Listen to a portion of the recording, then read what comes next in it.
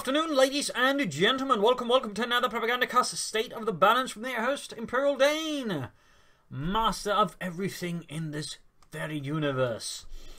And, of course, he's discussing the State of the Balance for October 2018. So, what's happened here into the last month? Well, there's been a few shifts in the meta, otherwise, in some ways, there hasn't really. I mean, starting with the Soviets, not much has really changed there. Guards doctrine is still very much the de facto chosen doctrine in most cases, partly because Guardsmen are just simply that very strong, and of course the doctrines themselves of either, pretty solid, premium mediums, or the KB1, which could still be pretty useful, backed up by Guardsmen. And, lots of submachine guns, so most players will still, as the Soviets, circle around the Guards doctrines, because I can't go other things, and they are buffing the shock troopers. The thing is, Guardsmen are just really that good. And quite frankly, I think the thing that needs to be done is actually nerf the Guardsmen. I mean, they're just incredibly flexible and very efficient for their cost. I mean, they're good versus infantry, they're good versus light vehicles in large numbers. They even take on armor because of the deflection damage. I think simply put, the Guards package is a tad too efficient, quite frankly, and it's just causing everything just centered around the Guardsmen so very much. And that's obviously not particularly healthy if you were to inquire with me. So in that regard, the Guardsmen, to be honest, probably need some sort of nerf. They're just incredibly strong and incredibly flexible. And as long as they are there in part, I mean, it's obviously going to mean most are going to be playing Soviets, because you could just go for a lot of Guards, but it also means just within the Soviet faction in itself, it's just going to be mostly centered around Guards. So that's probably where I'd be taking a very sort of hard look. Again, nerfing the Guardsmen, either lowering the DPS up per infantry, though I think that's going to be less effective in some ways, so that could probably help a bit. But also, probably look at the deflection damage and the anti-tank rifles. I mean, they're anti-tank rifles. They were not exactly known for being great versus armor. There's a reason why most armies had dropped them very quickly into the war and suddenly weren't using them by the end of the war. They're not very good and effective weapons, even when they did work. I mean, so I really feel like here part of the issue is just they pushed the anti-tank rifles too far with the deflection damage. It means if you go for a blob of Guardsmen, they can just take on most medium armor because of the high rate of fire. The deflection damage very quickly adds up. Deflection damage bank companies when you're meant for something like, large anti-tank and stuff like that, so never felt bad because they didn't shoot a lot. It's not easy to get all those sort of weapons, so deflection damage helped make more sense there. But stuff like anti-tank rifles really should not have deflection damage. It just encourages spamming and running about because, again, even if you don't penetrate, you're easily getting rewarded because of the sheer high volume of shots you can get off with it. So part of me would probably just suggest nerfing the anti-tank rifles and straight up removing the deflection damage. They should never had it in the first place. That's what, the field guns, the tank destroyers, the tank should have had, deflection damage. Not the bloody anti-tank rifles. So that would probably sort of my big sweeping change there to the rations. It might just encourage a few more strategies and tactics, and I'd probably also look into slightly just lowering some of the support weapon crew numbers, but that's just there. Otherwise, I think to an extent the rations are fine, but it's very much dominated by Guardsmen, and I do not think that is what you call wildly healthy. Moving on to the Americans, there's not really been a lot of changes there. I mean, there's been some changes, specifically to the late game. Scots are becoming much more of a bigger factor now. Getting a pair of Scots that can put some severe pressure. I mean, infantry just, in some cases, clear up support them more easily. And, occasionally you'll get some good wipes in there. And on top of that, they're mobile. They got turrets. I mean, they're pretty difficult just to immediately destroy unless you get some good flanks off or something like that. So they're overall pretty efficient weapons and can that way just really lead to some high bleeding pressure on the Germans. So, I mean, that's definitely a change that's sort of been happening there in the American meta. Beyond that, I mean, most of the time it's going to be lieutenants into the anti-aircraft Tech, which is now completely eclipsed the M20 as sort of the light vehicle to go to because it's really powerful and it's actually really difficult to counter as well, despite the theoretical weakness of this arc of fire where it can't fire. Trying to get in front of it and then staying within the arc of fire is actually a lot more difficult than you think it would be.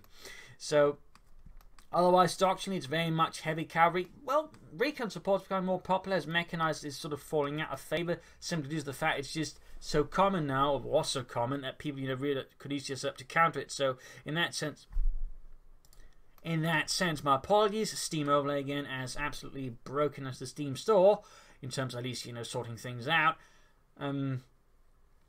Rather assaults there, just more recon support, because you either have to just easily take out 2 light vehicles that actually cost more than, and that's probably what I'd sort of again recommend being perhaps nerfed a bit with the Americans, the anti-aircraft half-track. For its cost, it's really effective at just, counting vehicles and infantry. You can even suppress on the move. Like, I feel the anti-aircraft half-track package is a bit too effective as the Americans at the moment. I mean, they already got a lot of stuff, and the anti-aircraft half-track is just this very potent snowball that, again, also similarly, is completely pushing out the M20. I mean, why would you go for the M20 now over the anti-aircraft half-track? Because the half-track is going to deal with vehicles better, and why you're not going to go for armor, of course, you're not going to go for the M20 for that anyways. It can also deal with infantry. It can deal with most things, really, and it basically sort of creates this situation where the M20 is, quite frankly, utterly redundant, and I think that's sort of a bit of an issue there, to be honest. So I think something needs to be done here to tone down the anti-aircraft tech in some way. My personal suggestion would probably make it a bit slower, a bit less, highly mobile, because that's really the thing right now. You can flank it and can easily respond to that flank easily. I mean, that's sending some 222s in there, and it has a very good chance of dealing with them, simply because they're not fast enough to just deal with that spin turning on the top, and then of course the gun also firing away there. So I'd probably look into making the M15 AA half there slow, or at least less mobile, maybe just turn slow or something like that. But it just shouldn't be, I think, quite as fast, because when it's that fast on top of everything else, it really just means the M20 has absolutely purpose, because the M20 is really fast and all that, but the half-track is more or less just as fast, but just better. So why would you go for it? So I think the half-track needs to be made less greased lightning fast. Otherwise, I just think, it's the M20 is just going to, in most cases, see absolutely no usage, because the M15A1 is just going to beat it in every possible way. It also means the American player doesn't really have to be that careful with it, and you just quickly get out of there by a single right click. I mean, it just makes it very foolproof in a sense, and just not really much effort required to use it compared to how much you have to counter it.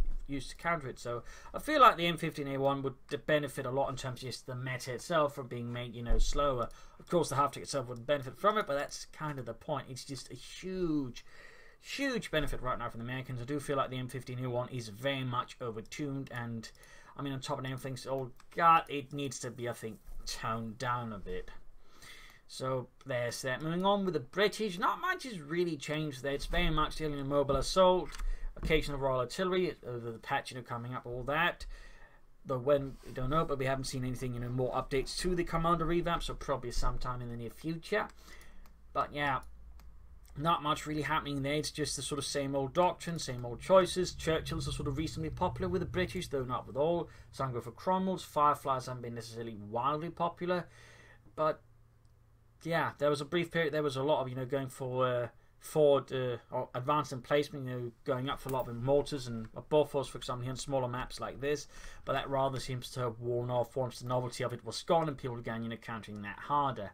Though of course, it's probably still a possibility there for some of it. But really, with the British, there's not really much going on otherwise. I mean, part of the issue is just the British design is as awkward as it is, and it's reliant very much just in powerful infantry and machine guns, and each thing to change that require a lot of other changes. Like the British design, I just feel like is not very good, and just feel like someone didn't learn a lesson of Company as one, where the British just didn't work as a faction either, and was definitely the most hated faction, I think, sort of in general, because my God, was it awful to play against them.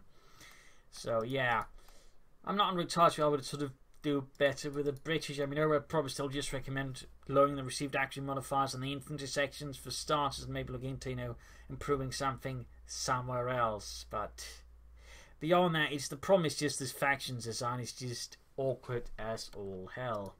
Moving on to the Germans, we have the Oberkommando West. Not much has particularly changed there either. I mean, it's very much centered around Command Panthers at the moment, and Volkskunde spam, and probably both of those need to be nerfed. I mean, Volkskunde probably just need low received action modifiers, since again, if there's a problem, it tends to boil down to the infantry being more or less bulletproof, and that's been one of the issues with the Volkskunde for ages. They tend to somehow end up being kind of bulletproof. I mean, they might have to buff the MP40 upgrade and sort of compensate so they actually get close again without getting murdered, but or at least get some more damage in while they're up close. But I feel like overall the received action modifiers of the Volkskunde need to be lowered further, because At the moment, it's just easy to go for a lot of assault rifles on them, just begin, you know, moving all across the map, and they can just stand about in the open to an extent. So I feel that probably needs to be toned down a bit, and some of the Command Panther is a bit of a weird thing, but it's just too easy to call it a Panther that can essentially do more damage than a regular Panther, and theoretically can also boost other tanks if you ever go for them. Like, I think the problem is just the Command Panther is too good of a tank on its own that doesn't require tech. So either the command points need to increase vastly, or the resources need to increase vastly, or there needs to be some sort of other limiter. Because as it is right now, the Command Panther just ends up being a no-brainer choice in most cases, and if it's a no-brainer choice, then it's not a good choice in terms of just the meta and design. So that honestly needs to be looked at in some, I think, more serious manner. Maybe lowering its rate of fire and all that. I mean, it's a command vehicle, it's also meant to be commanding and all that, so maybe make it less efficient there. That's a possibility, but something I feel like needs to be done about the Command Panther just to tone that down. Finally, moving on to the Wehrmacht. I mean, things are reasonably diverse there. We got mostly, though, Tier 1, Tier 2, Tier 3 or Tier 4 strategies. The Tier 4 definitely winning a lot more. Sturmpanzers are a lot more common, though they're not the key moment there amongst the Wehrmacht players. Some will also go for Panthers depending on the situation, Panzer IVs and such. Do see some usage. Stugs are here and there, but certainly less popular after the nerf. I probably still would contend they need to just switch the Veterans 1 ability up with something more useful. I mean, it's more or less been rendered useless anyway, so changing that with something better, I think, would be appreciated. But otherwise, it's very much, you know, the same old story there to an extent beyond the Sturmpanzer and all that. Doctrinally, very much the same doctrines. Mobile offensive things go wrong. Something with the Tiger. Spearhead has been seeing some usage, although it's lightning war and such. Jaeger infantry happens for some. And in some of the team games, Jaeger armor with the elephant tank destroyer is also popular. But beyond that, not much really has changed with the Wehrmacht as such. Some of the issues still remain, which of course is besides now the Sturmpanzer, it kind of tends to lack late game firepower, and your infantry can still, you know, get really brutally wiped. But hopefully the Commander revamp with German infantry could offer some solutions there with larger squad sizes, and Panzer are going to do is they're going to work with infantry. So there you go, really some changes, some larger shifts in the meta, and again in other places things are just more or less standing utterly still. And again, primarily, I think it's the Soviets and the Oberkommando West, and that I would say probably calls are looking at, to be honest. So there you go. Hope you enjoyed this little video. Hope you learned something from it. If you did, subscribe, like, share, comment on it, and of course, if you like to do, you can donate or, you know, pledge on Patreon. And links are in the video description. This is Imperial 19. Cheers. Thank you for watching. You're all a wonderful audience, and see you all another time. Bye.